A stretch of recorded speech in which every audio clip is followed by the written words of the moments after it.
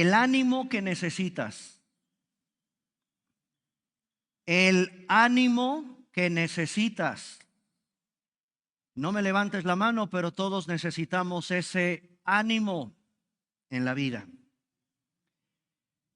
Hermanos, en el primer servicio estamos revisando los libros de la Biblia, uno por uno. Hemos llegado a la sección de los profetas menores y ya he recibido algunos comentarios de otras iglesias incluso, de que efectivamente muy pocos predicadores, muy pocas iglesias predican acerca de los profetas menores. Y todavía más acerca del profeta Ageo, uno de los libros más pequeños de toda la Biblia. Tan solo tiene 2 capítulos. Son muy pocos, en verdad, los estudiantes de la Biblia que se meten al estudio de este profeta del año 520. Año 520 antes de Cristo. El profeta Ageo.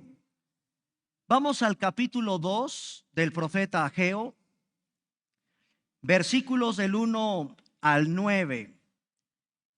En estos versículos es donde voy a desarrollar el tema de esta mañana, el ánimo que necesitas. Libro del profeta Ageo, capítulo 2, versículos del 1 al 9. Dice la Biblia, Ageo capítulo 2, verso 1, en el mes séptimo, a los 21 días del mes, vino palabra de Jehová por medio del profeta Ageo diciendo: habla ahora a Zorobabel, hijo de Salatiel, gobernador de Judá, a Josué, hijo de Josadac, sumo sacerdote, y al resto del pueblo, y diles: ¿quién ha quedado entre vosotros que haya visto esta casa en su gloria primera?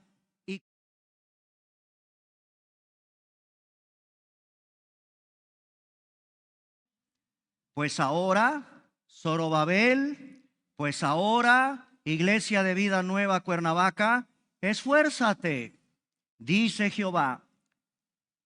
Escúchame, hermano, esfuérzate también, Josué, hijo de Josadac, sumo sacerdote. Escúcheme, pueblo de Dios, cobrad ánimo, pueblo todo de la tierra, dice Jehová, y trabajen. Yo estoy con vosotros, dice Jehová de los ejércitos. Según el pacto que hice con ustedes cuando salieron de Egipto, así mi espíritu estará en medio de ustedes. Amados hermanos, no teman, porque así dice Jehová de los ejércitos: de aquí a poco yo haré temblar los cielos y la tierra, el mar y la tierra seca. Haré temblar a todas las naciones y vendrá, y esto nos interesa a nosotros que estamos en Cristo, vendrá ese deseado de todas las naciones y llenaré de gloria esta casa, ha dicho Jehová de los ejércitos. Mía es la plata, mío es el oro, dice Jehová de los ejércitos. Vean el énfasis, dice Jehová. Habla Jehová, dice Jehová de los ejércitos.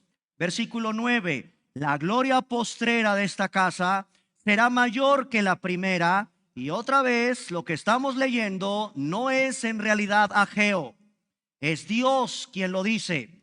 La gloria postrera de esta casa será mayor que la primera, ha dicho Jehová de los ejércitos, y daré paz en este lugar. Y nuevamente, el que está hablando, el libro que tienes en tus manos, esa página en la que estás abriendo tu Biblia, en ese dispositivo electrónico donde tienes tu Biblia, es Dios el que lo dice.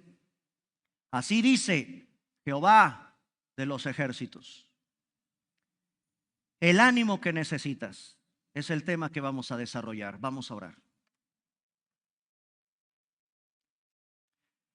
Padre, independientemente de cuál es nuestra condición en esta mañana, todos necesitamos en nuestro peregrinaje de esta tierra tener ánimo para seguirte, para apasionarnos de tu palabra, para vivir enteramente consagrados y enteramente a tu servicio. Padre, el desánimo, la apatía, es parte de lo que tu pueblo atraviesa en muchas áreas de nuestra vida, y quizás más al terminar un año, con todo lo que se vive en un año y con toda la expectativa de lo que nos espera en los próximos días en un nuevo año. Padre, que recobremos el ánimo, que nuestra mirada esté fijada en ti y nunca en las circunstancias. Así como inyectaste con tu espíritu ese ánimo a tu pueblo, te pido que este pueblo bendito que hoy se ha venido a reunir como iglesia tengan el ánimo que se requiere para seguir tomando esa cruz y seguirte todos los días, todos los meses y todos los años que nos tengas en esta tierra. Inyéctanos ese ánimo, Señor, y que sea tu palabra la fuente, el nutriente que nos dé ese ánimo que necesitamos. Todo eso con la ayuda del Espíritu que nos ha sido dado en Cristo Jesús. Amén. Hermanos, ¿se acuerdan cuál es el contexto histórico de este libro? Ya regresaron aproximadamente 50,000 judíos de Babilonia. Ya regresaron y se encuentran con que el templo obviamente está destruido. El rey Nabucodonosor, como lo hemos estado revisando en los últimos domingos, arrasó con Jerusalén, y este rey pagano, el gobernante del imperio babilónico, fue el que destruyó el glorioso templo de Salomón. Por 70 años los judíos estuvieron cautivos en la tierra de Babilonia. Cuando abro el libro de Ageo, abro las páginas de un profeta post-exílico. Después de que regresan del exilio, se percata el Señor que están muy interesados en sus casas artesonadas, como dice el versículo 4 del capítulo 1. El pueblo estaba más metido en sus cosas privadas, en su vida secular, y se estaban olvidando del templo. Lo sabemos, se los dije. El desánimo. El desánimo fue lo que contagió a ese pueblo por años. Se paró la obra de reconstrucción, y por esos largos años, hermanos, el pueblo se desanimó. Es entonces que viene la palabra de Dios a través del profeta Ageo para inyectarles el ánimo que se requiere en la reconstrucción del templo. Y ya expliqué por qué es tan importante el templo. No son los ladrillos, no es el adobe mezclado con lodo para volver a levantar muros. No es que Dios esté interesado en que nuevamente el esplendoroso templo salomónico tenga oro y metales preciosos. No, hermanos, el templo representa la intimidad, la comunión, esa amistad, ese deseo de que Dios tenía por tener relación, intimidad, comunión con su pueblo. Y esa comunión estaba rota. Estaban desanimados. ¿Qué será lo contrario al ánimo? El desánimo, el desaliento. Hermanos, el desaliento te paraliza en la vida. El desánimo te paraliza en la vida.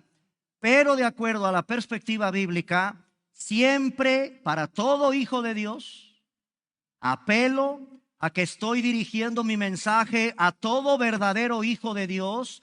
Y si tú en esta mañana veniste sin Cristo, pues ahorita te voy a compartir la buena nueva del Evangelio, para que con urgencia, mi amigo, regreses a los brazos del Señor.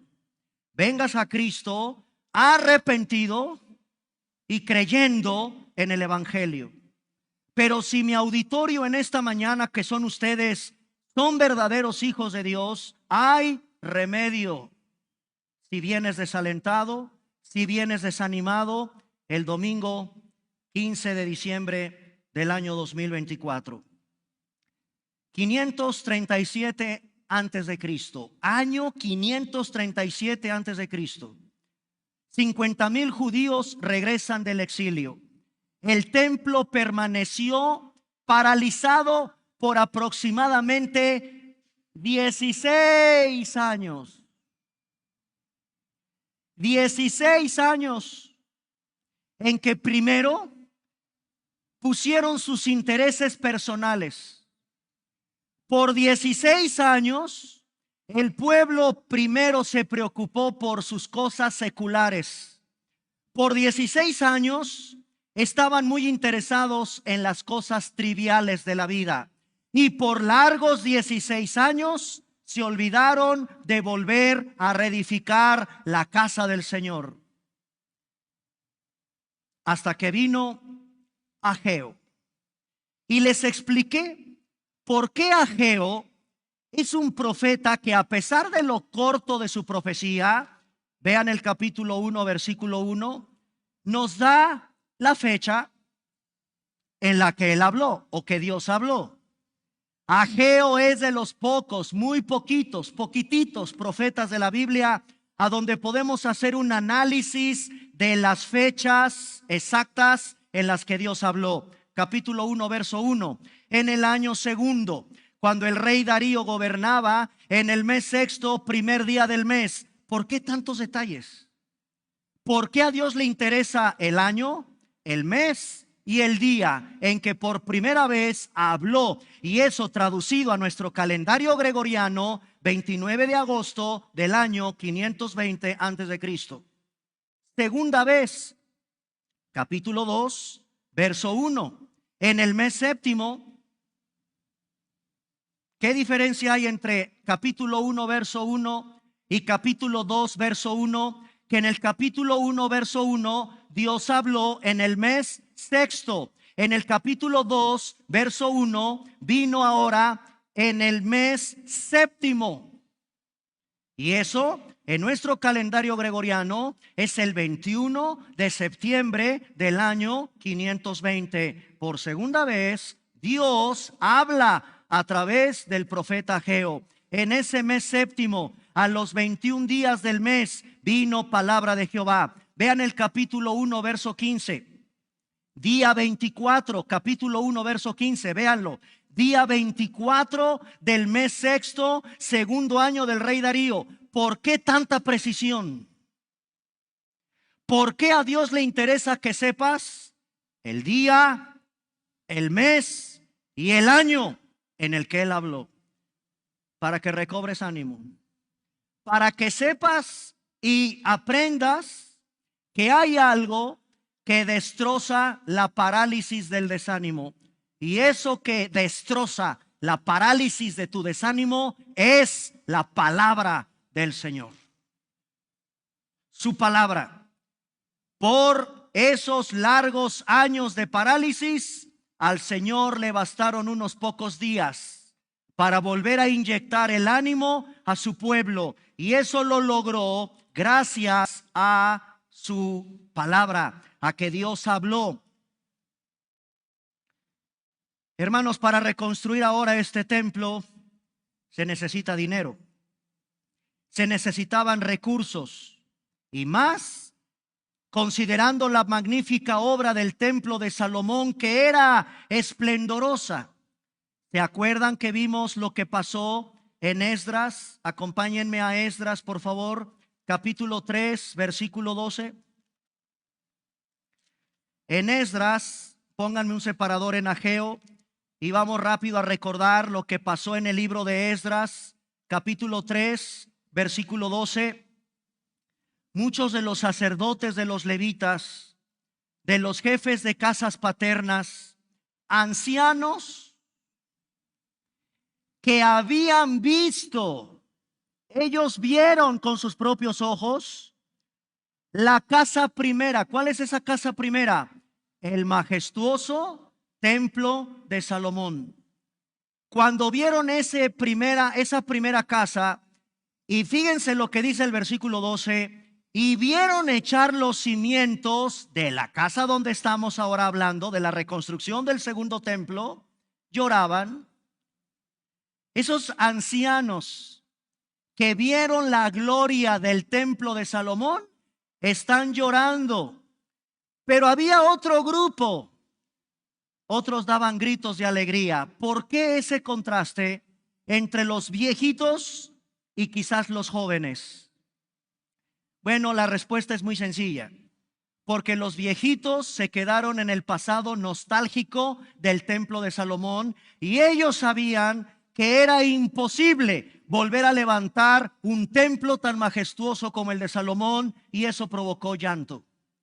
En cambio, hubo otra generación que no vieron literalmente la grandiosidad del templo de Salomón, pero estaban echando gritos de alegría en cuanto se pusieron los cimientos de la segunda casa, conscientes de que la gloria del templo de Salomón no iba a ser la misma. Ahí hay dos grupos: los que se quedan en el pasado nostálgico llorando y aquellos que gritan de alegría. Todos, ambos, el grupo nostálgico del lloro como el grupo de alegría que gritaban cuando se estaba colocando los cimientos del templo, ambos tipos de grupos necesitan palabras de aliento. Palabras de aliento. Y Dios, regresamos al libro de el profeta Ageo, Dios es el que los va a enfrentar con la realidad. Con la realidad de que el esplendoroso templo de Salomón efectivamente no va a ser jamás igualada, ni se va a volver a levantar un templo como el de Salomón. Con esto Dios nos demuestra algo, mis hermanos.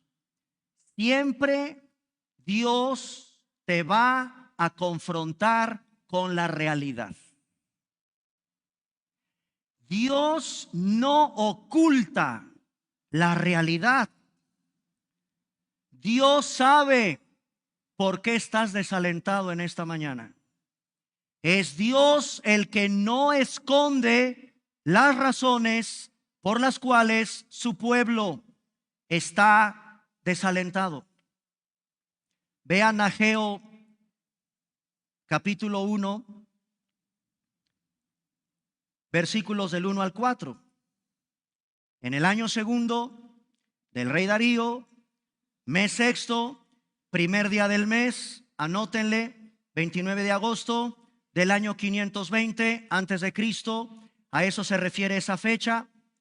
Vino palabra de Jehová por medio del profeta Ageo a Zorobabel, hijo de Salatiel, gobernador de Judá, a Josué, hijo de Josadac, sumo sacerdote, y dice: así ha hablado Jehová de los ejércitos. Este pueblo dice: no ha llegado aún el tiempo. Síntoma de un desalentado, de un desanimado, de alguien que cree que no es tu tiempo para regresar todavía a casa, a servir, a congregarte, a discipularte. No ha llegado aún el tiempo. El tiempo de que la casa del Señor sea reedificada. Es entonces, dice el versículo 3, que vino palabra de Jehová por medio de Ageo y les dice, vean cómo Dios confronta: pero si tienes tiempo para ti. Hermanos, les quiero pedir un favor. A Dios nunca se te ocurra decirle: no tengo tiempo. No tengo tiempo para mis devocionales en la mañana contigo. No tengo tiempo para buscar un tiempo el domingo de congregarme.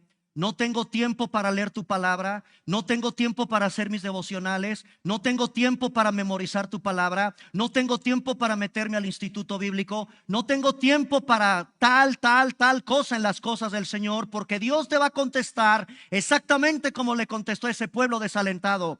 ¿Es para ti tiempo de que habites en tus casas artesonadas? En eso sí tienes tiempo de invertir en cosas, en otras palabras, triviales. Pero mi casa está desierta. Hermanos, el segundo templo que se pretende reconstruir no tiene comparación con el primer templo. Quiero que noten cuándo fue que Dios les dio la indicación o les está diciendo: mi casa está desierta. Mediten en vuestros caminos, versículo 5, que también esto me llama mucho la atención del profeta Ageo. Constantemente el Señor reta, confronta a su pueblo, como lo hace en el capítulo 1, versículo 5, y te lo pide que lo hagas en esta mañana. Medita bien en qué camino estás transitando. Medita bien en tu vida. Reflexiona, recapacita, haz pausas si es necesario en tu ajetreo de la vida, porque Dios constantemente, en este pequeñito profeta, constantemente nos va a confrontar. Medita bien sobre tu camino. Quiero que noten, hermanos, en qué mes. Vamos al capítulo 2. ¿En qué mes estamos en el capítulo 2? Mes séptimo. Quiero que noten, hermanos, que este mensaje del capítulo 2 vino en el mes séptimo. Y el mensaje del capítulo 1, díganme en qué mes fue. Muy bien, el mes sexto es un mes de muchas festividades dentro del pueblo de Israel. Ahí hay poca actividad laboral, porque están muy interesados en celebrar la fiesta de las trompetas, la fiesta del Yom Kippur y la fiesta del Sukkot. 3 festividades de suma importancia para el pueblo judío, y por lo tanto hay muy poca actividad laboral. Había muchos días de descanso y por lo tanto eso retardó, debido a tanta fiesta, retardaba la reconstrucción del templo. Ahora, un dato interesante. Vamos a Primera de Reyes, capítulo 8, versículo 2, por favor. Primer libro de los Reyes en el Antiguo Testamento, capítulo 8, versículo 2. Primer libro de los Reyes, capítulo 8, versículo 2. ¿Alguien me puede responder a la siguiente pregunta? ¿En qué mes se inauguró el primer templo de Salomón? La Biblia da con precisión el mes,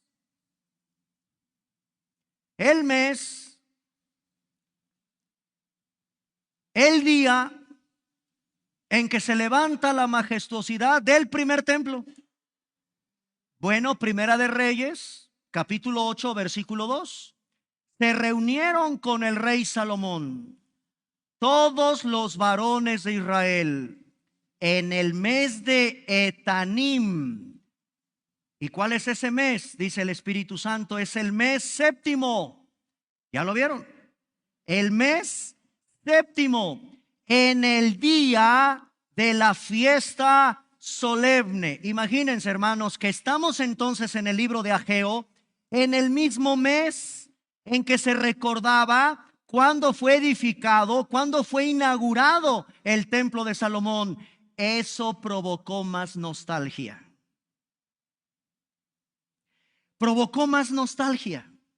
Volver a saber que estaba nuevamente reconstruyendo un templo que no iba a alcanzar la gloria de ese primer templo exactamente en el mes en que el templo de Salomón fue inaugurado.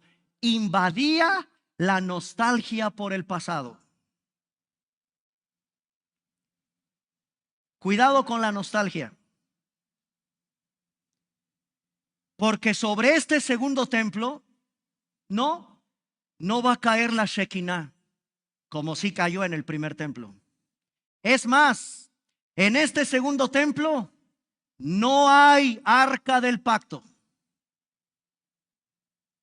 ¿Cuál es el mueble más importante en el templo? El arca del pacto. Pregunta, ¿y dónde está? No la hay. Más nostalgia, más tristeza. ¿Dónde está la gloriosa esperanza para volver a reconstruir un templo? Pero la gloria del Señor, la Shekinah del Señor no se va a manifestar ahí, como tampoco estará ese mueble fascinante de estudiar. Dicen que Adolfo Hitler lo anduvo buscando. Hasta hay una película por ahí famosa de Cazadores del Arca Perdida.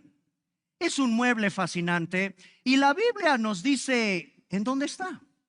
Bueno, más bien la Biblia nos explica qué le pasó a ese extraordinario mueble. ¿Quieren saber dónde dice la Biblia lo que le pasó? Déjenme ver si es este y me acuerdo del pasaje. Si no, se los voy a tener que dejar de tarea. Sí, Jeremías 3:16. Libro de Jeremías nos da una pista.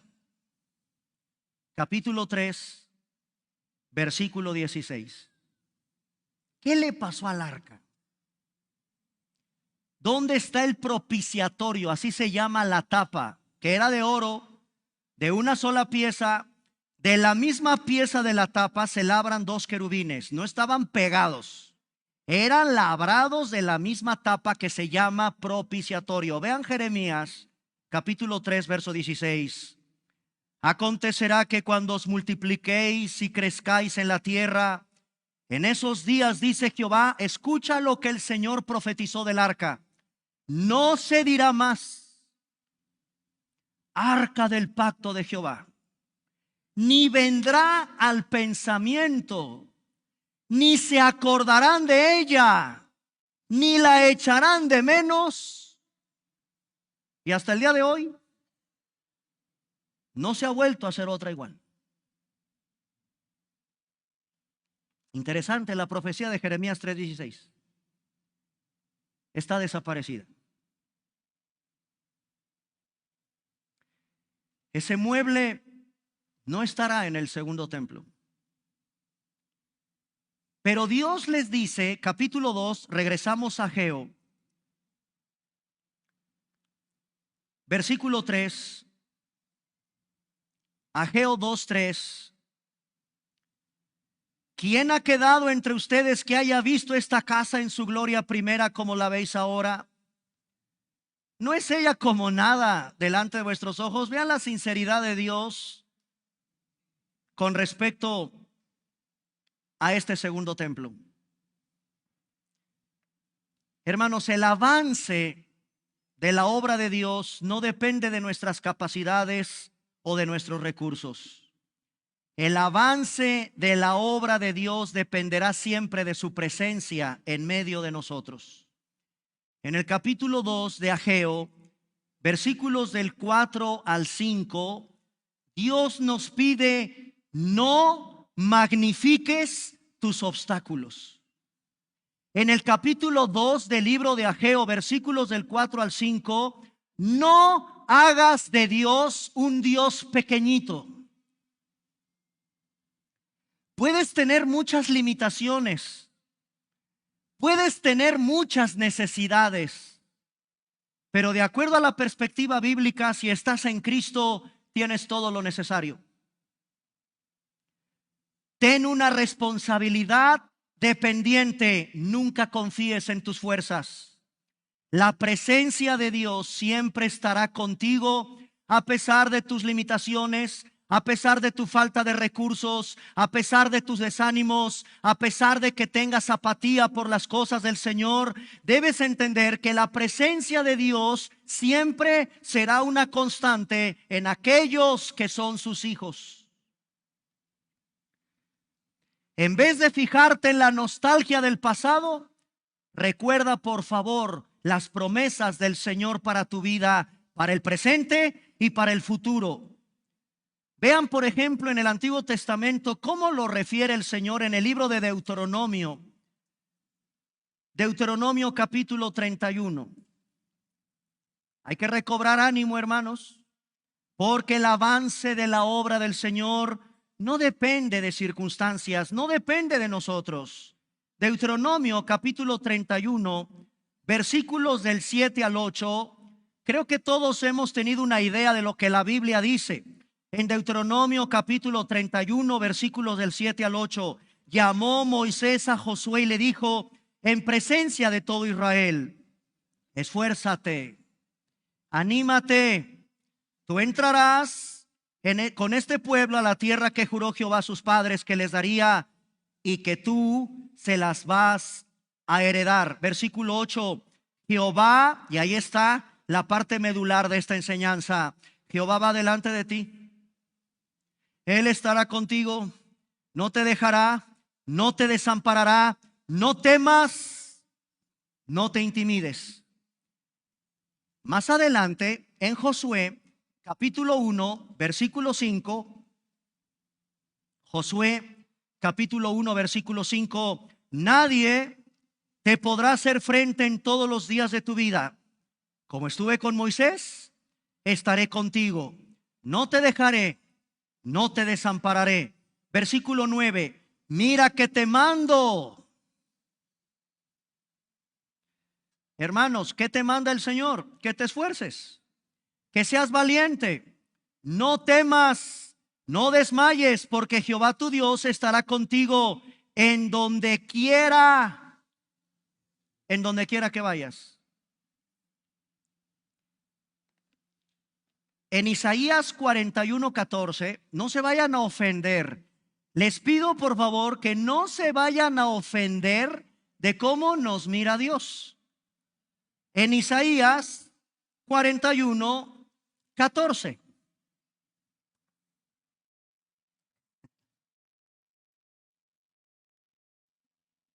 No te vayas a ofender, porque sí es verdad. ¿Qué dice el profeta Isaías 41:14? No temas, ¿qué cosa?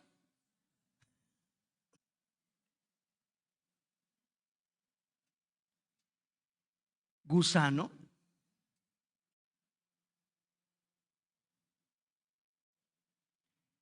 No temas, gusano de Jacob. Oh vosotros los pocos de Israel, yo soy tu socorro. Sí, somos como gusanos, la verdad. Y se queda, yo creo, corto aquí el Espíritu Santo comparándonos con un gusano. Pero ya se dieron cuenta lo increíble que es el Señor. Ya vieron que Dios no se anda con tapujos ni anda con rodeos en cuanto a decirnos qué somos en realidad. Todos nosotros somos como gusanos delante del Señor. Pero ya viste que en ese versículo al mismo tiempo te anima. Es decir, Dios sabe lo gusano, con todo respeto, que tú y yo somos. Es decir, lo insignificante que somos. No somos nada, hermanos, nada delante del Señor. Pero al mismo tiempo, en este versículo de Isaías 41:14, Él es mi socorro, dice el Señor, que me sostiene de su mano. El Santo de Israel es mi Redentor. Sí, soy gusano, pero Él es mi refugio y mi socorro. Ahora vamos a Ageo, regresamos a Ageo capítulo 2, versículo 6 al 9. A ver, aquí yo quisiera ya reflexionar con ustedes en algo importante antes de entrar a la parte final de mi mensaje con las implicaciones para nuestra vida. ¿Qué es lo que tú y yo hacemos por el Señor y su obra? ¿Qué es lo que tú y yo hacemos por el Señor y por su obra?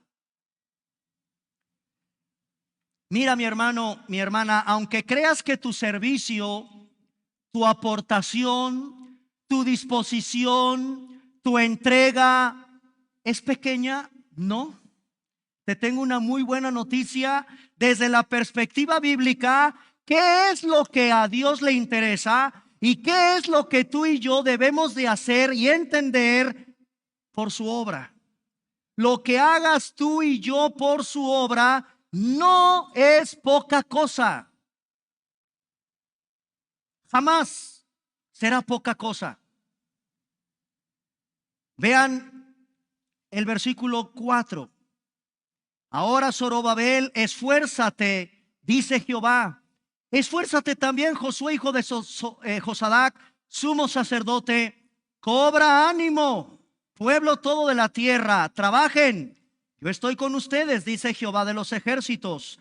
Versículo 5. Según el pacto que hice con ustedes cuando salieron de Egipto, así mi espíritu estará en medio de ustedes, no teman. Versículo 6. Así dice Jehová de los ejércitos, de aquí a poco yo haré temblar los cielos y la tierra, el mar y la tierra seca. Haré temblar a todas las naciones. Vendrá el deseado de todas las naciones. Llenaré de gloria esta casa, ha dicho Jehová de los ejércitos. Mía la plata, mío el oro, dice Jehová. La gloria postrera de esta casa, que ya expliqué hace 8 días, cómo tuvo su cumplimiento en 3 fases. ¿Se acuerdan? Versículo 9. La gloria postrera de esta casa será mayor que la primera, ha dicho Jehová de los ejércitos, y daré paz en este lugar, dice Jehová de los ejércitos. Esfuércense. El Señor hará algo en el futuro y lo debes contemplar con los ojos de la fe. Por favor, veamos más allá de lo cotidiano. Veamos lo que Dios está preparando para ti en el futuro. Lo mejor está por venir para ti en el futuro. Esta reconstrucción es un eslabón pequeño de una serie de eventos en la historia de nuestra redención. Repito, esta reconstrucción sencilla no alcanzó la gloria del primer templo. Es un pequeño eslabón de una serie de eventos en la historia de nuestra redención. El capítulo 2, versículo 9, ya lo expliqué. Cristo es el verdadero templo, el verdadero lugar donde tienes tu encuentro con Dios. En Cristo, hermanos, ahora nosotros somos un templo. Este templo físico representaba al Dios encarnado junto con su pueblo, ya no limitado a Jerusalén, sino esparcido por todo el mundo.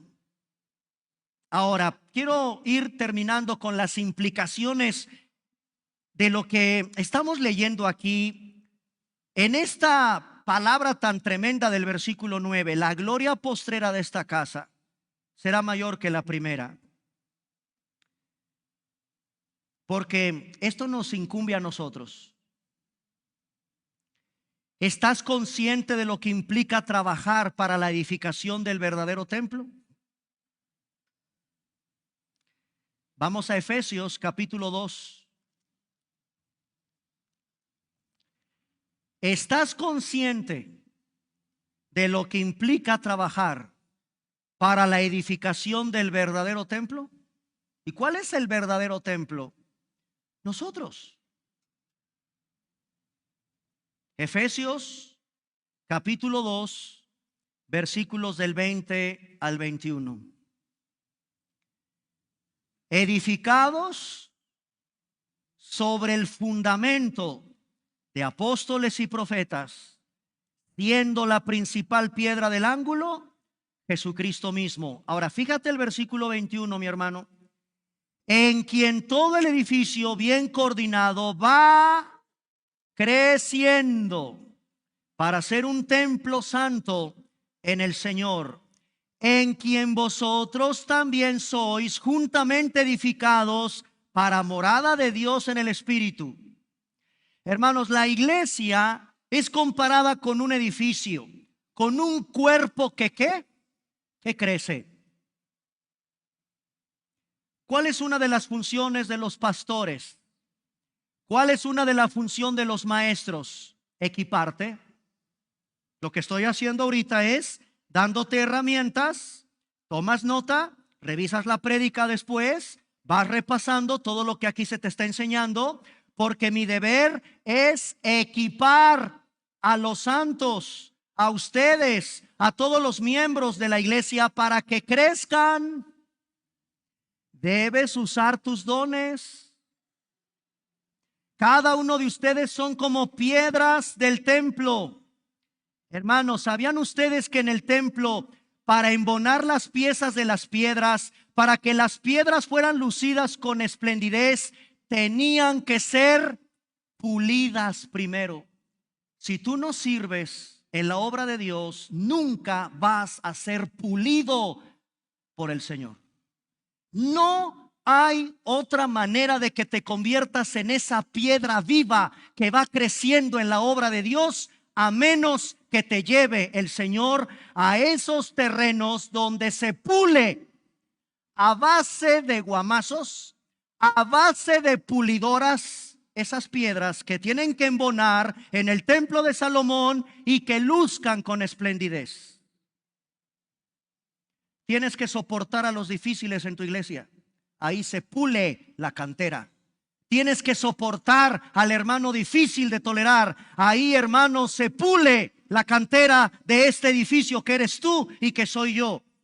Si dejas de servir en la obra del Señor, si dejas de estar activo en la obra del Señor, si dejas de aconsejar, si dejas de animar, si dejas de exhortar, ¿cómo puedes crecer como un templo vivo en la obra del Señor? Quiero llevarlos a cómo se pule esas piedras en el templo de Salomón. Acompáñenme a Primera de Reyes, capítulo 6, versículo 7, otra vez. Primer libro de los Reyes, capítulo 6, versículo 7.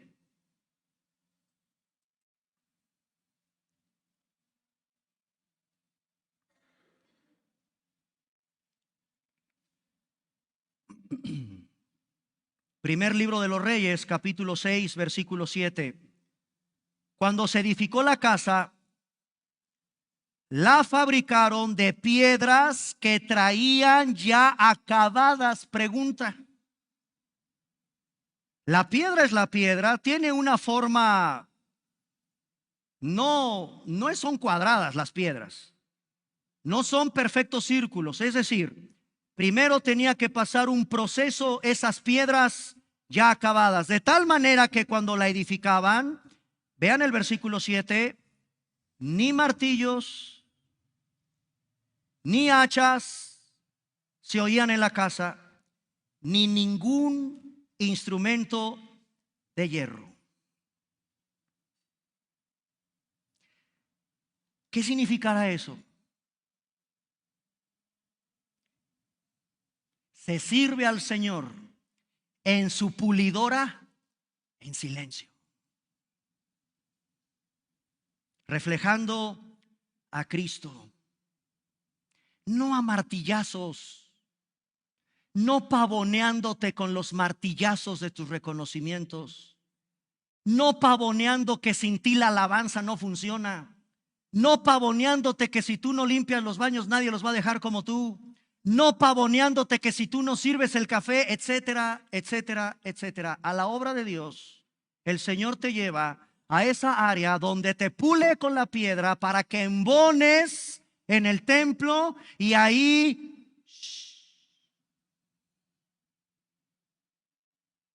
a servirle con pasión, con amor, porque el Señor te está puliendo a fin de que tú y yo reflejemos el carácter de Cristo. Hermanos, aquí es el templo de Dios, no el edificio. Nosotros, cada uno de nosotros aquí nos pulimos. Aquí ustedes y yo nos corregimos. Aquí ustedes y yo nos animamos, nos exhortamos. Eso es un proyecto de comunidad, no solo de los pastores. Esto no es trabajo solo de los pastores. Es un trabajo en comunidad, porque cada uno de ustedes representa ese templo. Aunque la iglesia la veas débil, aunque a tu iglesia la veas con limitaciones, tiene la gloria del Señor. con todo y sus limitaciones, con todo y sus defectos. La iglesia tiene la gloria del Señor. Y escúchame, hermano, hay una obra de hermoseamiento que ya empezó. Cristo hace algo hermoso en su iglesia y lo hace a través de todos nosotros. ¿Sabes cuándo? Cuando pones tus dones a su servicio. Cuando tú llevas a cabo lo que debes de hacer, estás edificando su iglesia a través de miles de pequeños esfuerzos que tú haces todos los días por su iglesia. Cada uno de esos esfuerzos son llevados a cabo por personas débiles. Sí, como tú y como yo. Personas débiles. Así es como Cristo diseñó que su iglesia sea hermoseada a través de ti. Con ese consejo que diste, con ese matrimonio que ayudaste a restaurar, con ese joven que abordaste para darle un consejo, con ese don que Dios te dio para servir en su iglesia, hasta para servir un alimento.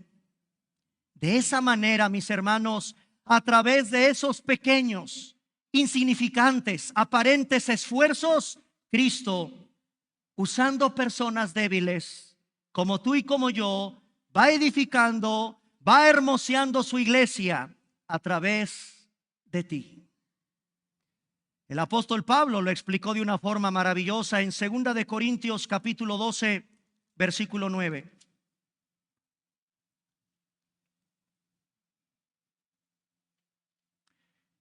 Le dijo el Señor a Pablo: bástate mi gracia, mi poder. ¿En dónde se manifiesta? ¿En dónde se perfecciona? Precisamente en nuestras debilidades. Yo creo que no han leído bien 2 de Corintios 12:9. Le dice el Señor a Pablo: bástate ¿en qué? Mi gracia. Porque mi poder, no dice, se perfecciona en los que son perfectos, los que nunca se equivocan, en los mejores servidores de mi iglesia. Mi poder se perfecciona en los teólogos, los que saben hebreo, los que saben griego, los que tienen doctorado en teología. No. El poder del Señor precisamente se perfecciona en las debilidades de nosotros. Vemos débiles, pequeños, nos vemos de esa manera a veces en la obra del Señor. Yo te quiero pedir, mi hermano, que seas un constructor responsable.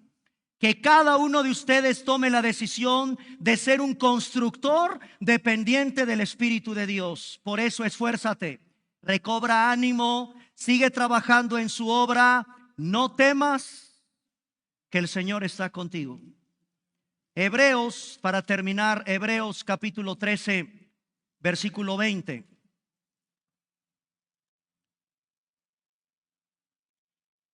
Hebreos 13:20.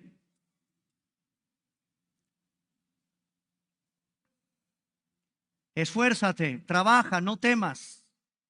Hebreos 13:20.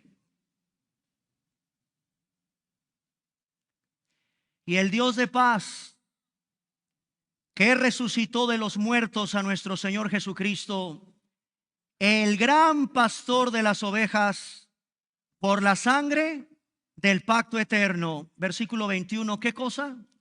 Nos haga aptos en toda buena obra, para que hagamos su voluntad, haciendo Él en nosotros lo que es agradable delante de Él por Jesucristo. A Él sea la gloria por los siglos de los siglos. Amén. Esta es la actitud correcta.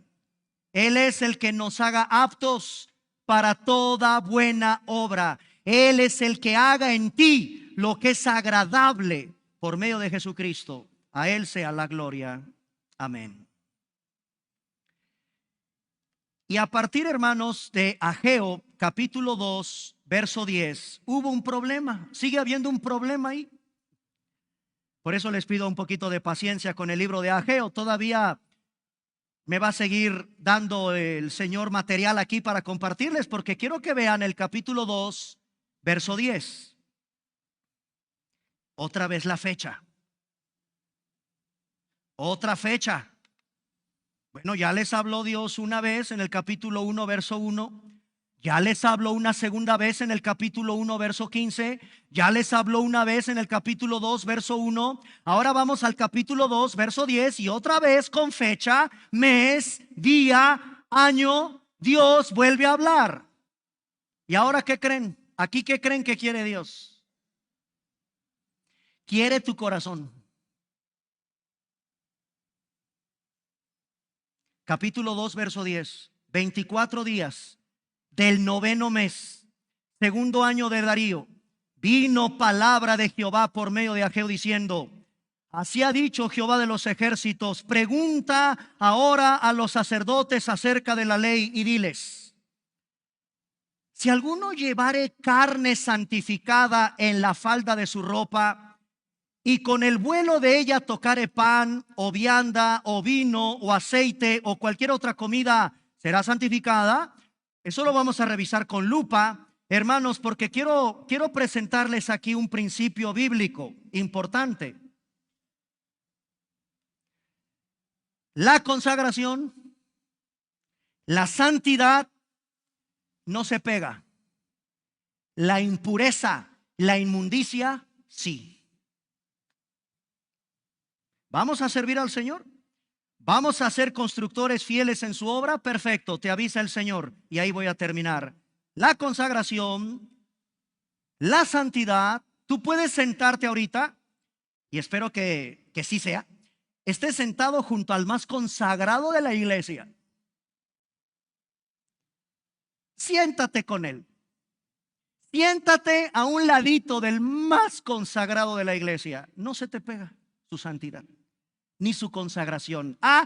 Pero siéntate con alguien que es un inmundo, se pega. La consagración y la santidad, hermanos, no se pegan. La impureza y la inmundicia es altamente contagiosa. Y de eso, a partir del capítulo 2, versículos del 10 al 19, el Señor aborda a los 24 días del noveno mes del segundo año de Darío. Nuevamente el Señor recalca un principio ahí que vamos a aprender los siguientes domingos.